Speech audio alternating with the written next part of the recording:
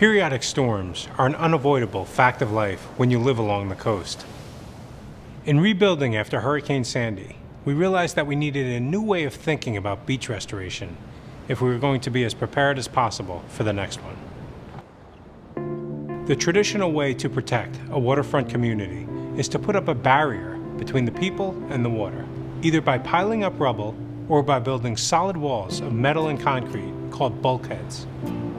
Waves will crash against them. They give you the sort of visual feeling that you're secure, but what actually is happening is the sea's hitting it and then putting the sand beneath the bulkhead into solution, and then it's going out to sea. So it actually speeds up the process of erosion on a beach. Instead, what we're looking for are things that can extend out the fingerprint of the land so that it slows down the wave progression and it can kind of get rid of some of the energy out of the storm surge.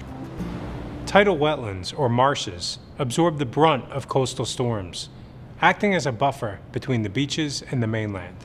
These beaches sit on a backbone that is marsh, so without the marsh we won't have the beaches. And we've seen that in a few places where we've lost the marsh, we've lost the beaches. And we're learning that it's this marshland, even more than the water or the beach, that's responsible for the amazing natural diversity of the Delaware Bay coastline.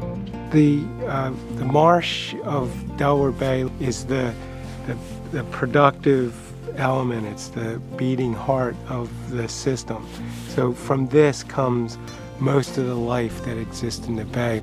Things like marsh birds that are endemic to only marshes, things like clapper rails, willets, salt marsh sparrows, seaside sparrows, northern harrier, black rail, all these great birds that are only in salt marshes, in our East Coast salt marshes.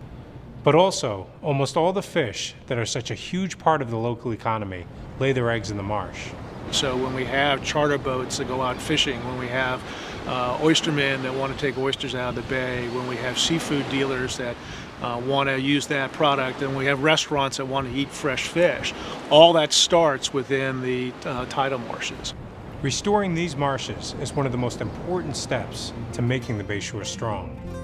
The vision is to identify those marshes that are in greatest need of help and provide the greatest opportunity to meet two needs of protecting communities and creating wildlife habitat, both for marsh species and for the species that depend on Delaware Bay beaches. Marsh restoration is just one of a series of programs designed to improve every part of the system and to learn as much as we can as we go, so we can continue to make the Delaware Bay coast even better and stronger in the future. More about how we're learning and moving forward next time on New Jersey's Hidden Coast.